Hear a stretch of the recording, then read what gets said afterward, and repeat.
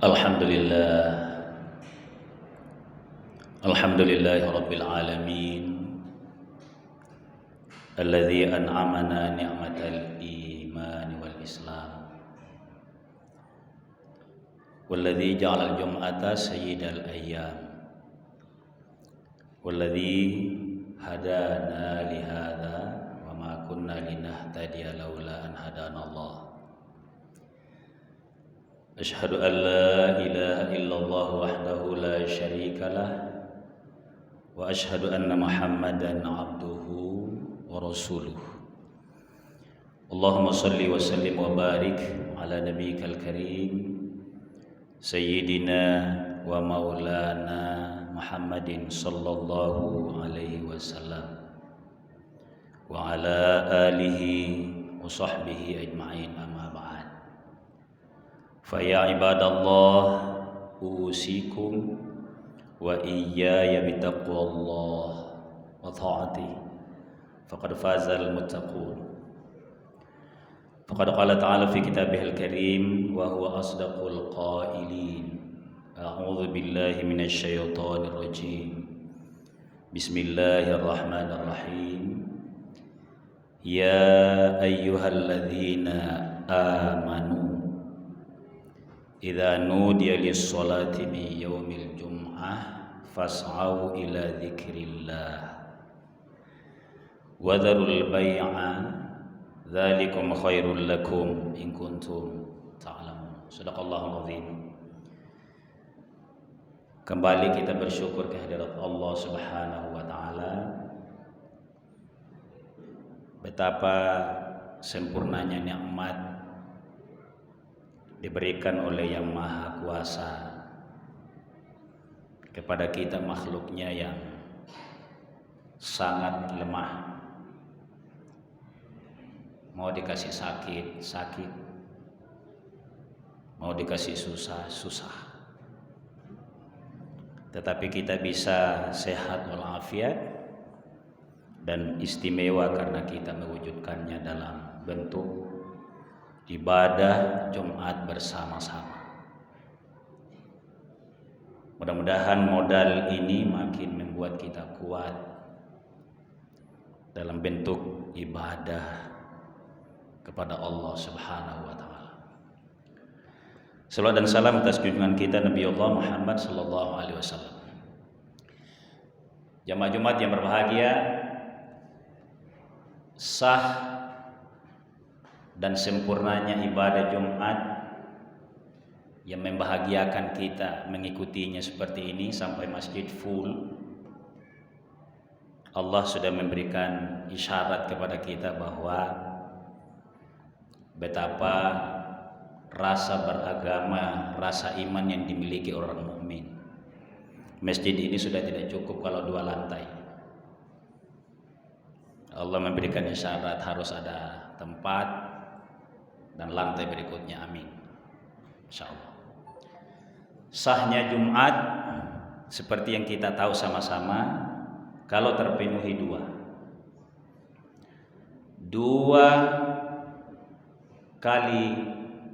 dua syarat khutbah, 2 kali khutbahnya, dan sholat Jumatnya sendiri. 2 kali khutbah maksudnya terdiri dari 5 rukun. Ini penting ditahu oleh kaum muslimin, terutama takmir masjid, untuk mengingatkan kepada khatib, jangan-jangan suatu kali yang lainnya sempurna, tajwidnya baik, lafaznya baik, tapi ada yang terlupa di antara 5 ini. Saya sebutkan untuk menyegarkan saja. Pertama, khatib tidak boleh lupa membaca hamdalah. Dilanjutkan dengan syahadatain. Yang kedua, khatib tidak boleh lupa dan harus diingatkan kalau lupa membaca selawat kepada Rasulullah. Yang ketiga, khatib tidak boleh lupa mengucapkan wasiat kepada taqwa. Yang keempat, membacakan minimal 1 ayat. Dan yang kelima adalah doa. pada setiap khutbah bisa hanya 4, terutama khutbah pertama, tapi di khutbah kedua sudah harus sempurna yang kelimanya, yakni doa.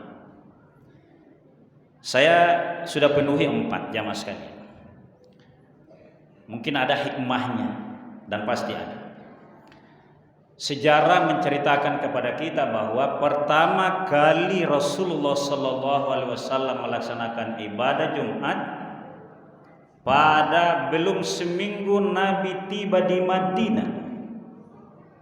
Beliau hijrah pada hari Senin, tiba di Quba pada hari Kamis. Quba menuju Madinah, jadi di Quba sudah mendirikan masjid namanya Masjid Quba. Dalam perjalanan dari Quba menuju Madinah, hari Jumat tiba di Wadi, sebuah tempat namanya Wadi Ranuna, hari Jumat.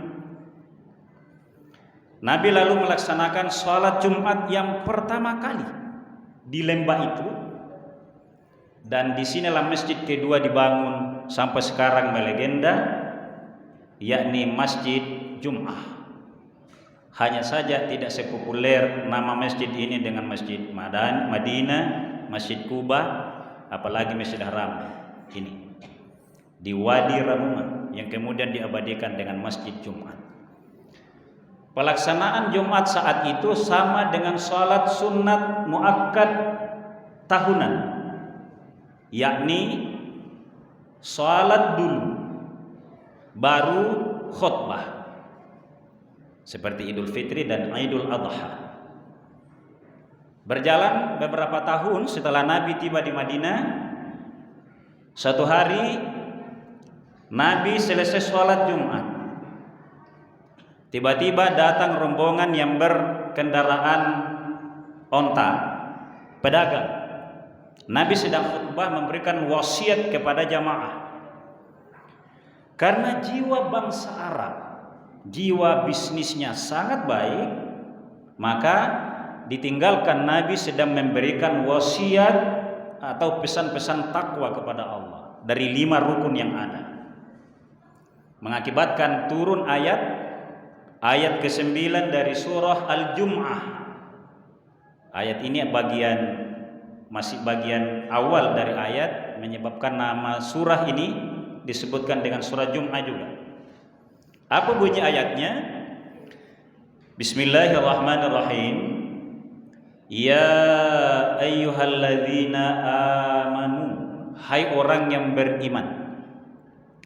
Idza nudiya lis-sholati, apabila sudah datang panggilan yang mulia, panggilan yang nikmat, panggilan yang sejuk, azan untuk sholat. Jemaah sekalian, kan enak itu ya, kita lagi sibuk untuk yang halal, dengar azan, ya Allah, nikmatnya itu suara azan anak muda di masjid. Itu bukti keimanan kita. Maka fas'au ila dzikrillah, bergegaslah kamu mengingat Allah. Wadharul bay', menyindir tadi yang meninggalkan Nabi, tinggalkan jual beli, tinggalkan bisnis. Meninggalkan bisnis untuk waktu yang singkat itu, melaksanakan ibadah Jumat, Allah memberikan isyarat, pesan yang penting, peringatan bagi orang-orang yang mau untung dunia dan akhiratnya. Ayat ini menegaskan dzalikum, itu khairul, lebih baik. Kalau kita dalam mencari rezeki yang fisik kita lemah, profesional kita rendah, apa yang kita harapkan? Berkahnya, bukan banyaknya, karena sangat terbatas yang bisa banyak rezekinya, gajinya kalau ukuran kita hari ini. Tapi ayat ini menegaskan dzalikum khairun, itu lebih baik, lakum in kuntum, kalau kamu ta'lamun, mengetahui. Jamaah sekalian, banyak di antara kita yang tahu Gambaran hidup ini jelas. Dua hamba Allah yang sederhana kerjanya, hidupnya tumak nina, tidak seposo, bahasa apa yang bagus, tidak secapek yang lain, tapi rezekinya berkah, cukup. Boleh jadi karena zikirnya kepada Allah. Hanya saja kadangkala kalau kita sudah kelelahan bekerja, mungkin rasa tanggung jawab, lupa ayat ini. Segalanya mengandalkan pundak kita, segalanya mengandalkan kesarjanaan kita. Tapi ayat ini yang diberitakan adalah berkahnya khairun lakum in kuntum ta'lamun. Maka maknanya kamu meninggalkan nabi itu, yang tadi yang meninggalkan nabi sehingga hanya tersisa 12 orang. Saat itu in kuntum ta'lamun, itu jauh lebih baik kalau kamu rela meninggalkan bisnis itu, kerjaan itu, profesi itu untuk ibadah Jumat kepada Allah. Banyak di antara kita sekalian yang yakin ini, karena ibadahlah yang membuat kita bisa tenang. Dengan ibadah pula kita punya pandangan yang jujur, sederhana, sekaligus memberikan semangat bahwa masih ada yang halal di sisi Allah Subhanahu wa taala. Jamaah sekalian, berdasarkan ayat ini pula lah sehingga syariat Jumat berubah dari duluan sholat menjadi duluan khutbah. Itu sejarahnya. Pertanyaannya, apa maknanya? Dalam usul fikih Islam ini harus dipahami bukan hanya Quran dan Sunnah. Ada metode mendekati agama ini dengan baik, namanya usul fikih maqasidus syariah. Apa maksudnya? Sehingga didahulukan didahulukan khutbah daripada sholatnya. Maknanya jamaah sekalian, kita lihat pada saat Nabi melaksanakan sholat Jumat di Wadi Ranguna tadi, itu yang dijadikan oleh ulama menjadi rukun khutbah yang 5 ini. Jadi dilihat apa yang menjadi pesan penting Rasulullah SAW pada saat Jumat pertama, itulah yang menjadi saya sebut tadi 5 rukun khutbah. Pertama, mengucapkan hamdal, alhamdulillah. Apa yang dirasakan jemaah sekalian? Ibadah Jumat menegaskan agar seluruh kaum muslimin bersama-sama memuji Allah. Semua merasakan, ya Allah, mulianya kehidupan kami bersama. Kami sama-sama sesama muslim memuji kepadamu. Tidak datang Jumat kalau orang yang darurat, jarang, sakit parah misalnya, minimal itu yang kita ambil. Maka maknanya apa? Allah terlalu mudah memberikan penyakit. Kalau Allah mau, saya bersyukur kepadamu ya Allah. Itu maknanya. Haibatul mukminin, kehebatan dan wibawa kaum mukminin, kaum muslimin. Jangan tidak terpikir ini, jangan alpa kita. Diseganinya kaum muslimin dalam kontestasi kehidupan global adalah karena masih ibadahnya sama-sama. Itu pesannya. Mereka itu memuji dan syahadat, rela hidup apapun kondisinya, asal dia memuji Tuhannya bersama-sama minimal seminggu dan menjadi hambanya Allah Subhanahu wa ta'ala. Itu hebat. Ini tidak boleh alpa dari memori kaum muslimin bahwa itu yang disegani dan itu menjadi sebab berkah dari Allah Subhanahu wa ta'ala. Saya harus singkat ini. Yang kedua adalah berselawat. Tentu kita tahu, kalau kita menjadi tahu yang baik hari ini, menjadi merasa bermakna dalam hidup ini karena ada nilai yang ada pada kita karena mengamalkan Al-Quran. Siapa yang jelaskan penjelasan pertama adalah Rasulullah Shallallahu Alaihi Wasallam. Maka kalau kita bisa maknai, memahami nilai-nilai yang baik, tata kerama, tahu batas-batas yang halal dengan yang tidak, yang merendahkan dengan yang memuliakan dari Al-Quran, itu Rasulullah Shallallahu Alaihi Wasallam. Itulah sebabnya kalau kita mau singkat, Nabi menyampaikan betapa mudahnya berselawat dan menjadi bukti keimanan seseorang tidak sama dengan membaca Al-Quran. Hanya saja kemudahan berselawat itu maghbunun, menjadi ujian bagi orang beriman betapa kurangnya orang berselawat. Padahal dalam kondisi tidak wudu pun kita bisa berselawat. Dalam kondisi kehilangan pulpen pada saat kita mau tanda tangan, stres, atau kehilangan kunci pada saat kita mau kendaraan, bukan hilang, tidak lihat saja.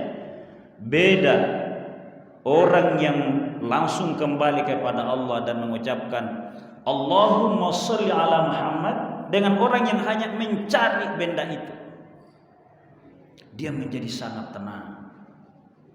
Dan modal dia dapat apa yang ia cari sesungguhnya adalah ketenangan pada saat berselawat itu ada. Maka Nabi menegaskan abkhalun nasi man dzukirtu indahu falam yusalli alayya.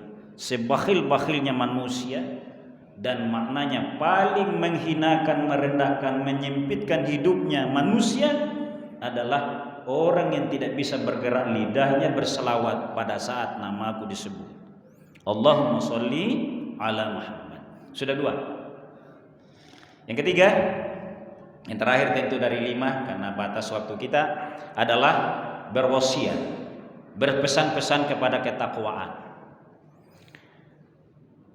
Umat Islam hanya bisa bertahan hidupnya, tidak direndahkan, tidak dihinakan, kalau masih saling mendengar, saling berwasiat. Itu yang ditahu oleh pemikir-pemikir luar Islam. Tidak mungkin itu mereka dihinakan, karena masih saling menasehati, minimal sekali dalam Jumat. Makanya khatib selalu menyampaikan wal wasiyatu, bunyinya begini: usikum wa iyaya bitaqwallahi. Saya berpesan kepada jamaah dan kepada pribadi untuk bertakwa kepada Allah Subhanahu wa taala. Kita sudah merasakan ini jamaah sekalian, betapa nilai takwa itu sangat membuat kita baik dalam hidup ini. Izin saya sedikit melompat. Sudah mulai terasa karena kita mau ujian lagi. Apa ujian kita? Mau lagi pemilu 2 tahun ke depan, mau lagi pilpres. Saya menjadikan wasiat seperti ini. Akan datang menjadi ujian kepada kaum muslimin berita-berita yang harus kita tahu, dan itu gunanya berwasiat. Kita akan didatangi berita-berita yang tidak boleh kita hanya menerimanya. Kalau ada berita yang paling harus kita lakukan adalah berita ini dari mana. Harus kita sadar ini, kaum muslimin akan dibuat terpeta-peta sehingga idenya kabur. Akan dibuat seperti itu. Sedikit yang melakukan. Jamaah sekalian, kita pernah ada sebuah pesta di negeri ini. Satu tokoh populer daripada yang lain, daripada yang ilmunya tinggi, bahkan mengalahkan artis. Kenapa? Siapa tim suksesnya? Tidak sampai 100 orang. Hanya dibantu oleh generasi muda atau anak-anak muda yang main di media sosial. Kaum muslimin saling mewasiatkan, jangan meneruskan informasi yang kita tidak tahu dari siapa. Karena kalau itu kita tidak lakukan, boleh kita disibukkan dengan yang kita tidak ngerti. Saya baru-baru jamaah sekalian diskusi dengan senior. Karena memutar berita yang terjadi 6 tahun yang lalu. Apa itu? Guru yang penting di negeri ini, ahli agama disiahkan. Dia tidak bertanya di mana buktinya kalau dia Syiah. Dan siapa yang bikin berita ini? Anak muda beriman kah? Sarjana muslim kah yang tahu komputer? Tidak bertanya begitu. Ada yang balas. Berarti yang bikin ini berita adalah Wahabi. Jadi muslim dikelompokkan. Ini Sunni. Muslim. Haibatul Islam wal muslimin akan hilang.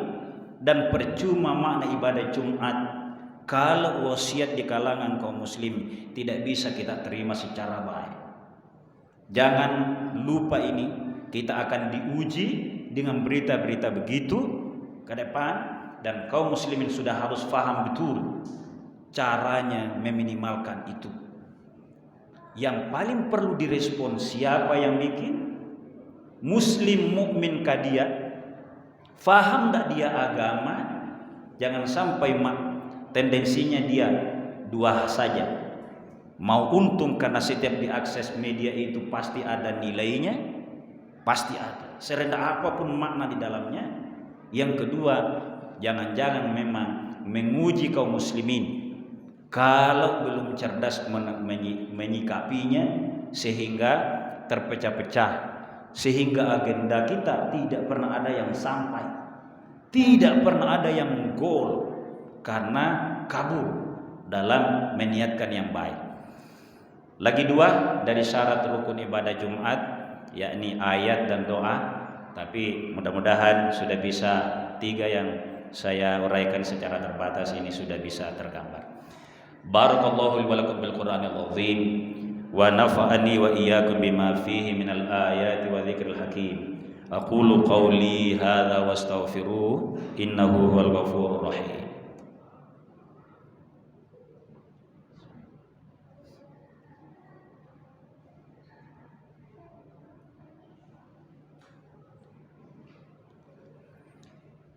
Innal hamdalillah nahmaduhu wa nasta'inuhu wa nastaghfiruh. Wa na'udzu billahi min syururi anfusina wa min sayyiati a'malina. May yahdihillahu fala mudhillalah wa may yudlilhu fala hadiyalah. Asyhadu an la ilaha illallah wahdahu la syarikalah wa asyhadu anna Muhammadan abduhu wa rasuluh. Allahumma shalli wa sallim wa barik ala nabiyyikal karim sayyidina wa maulana Muhammadin sallallahu alaihi wasallam wa ala alihi wa sahbihi ajma'in.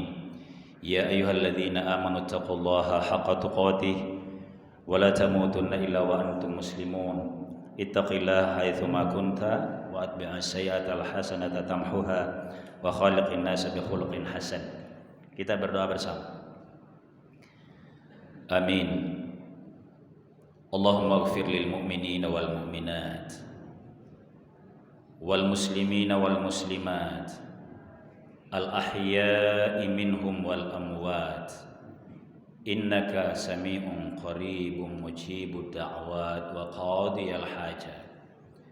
Allahumma a'izzal islam wal muslimin wa ahlikil kafarata wal musyrikin wa damir a'da'ad din wa a'li kalimataka ila yaumiddin. Allahumma hab lana haqiqatal iman hatta la nakhafu wa la narju ghayraka wa la na'budu syai'an siwak. Allahumma taqabbal minna innaka antas samiul alim wa tub alaina innaka antat tawwabur rahim. Subhana rabbika rabbil izzati amma yasifun wa salamun alal mursalin walhamdulillahi rabbil alamin. Innallaha ya'muru bil 'adli wal ihsan wa ita'i dzil qurba wa yanha 'anil fahsya'i wal munkar wal baghi ya'idzukum la'allakum tadhakkarun. Fadhkurullaha lana yazidkum wa la dzikrullahi akbar.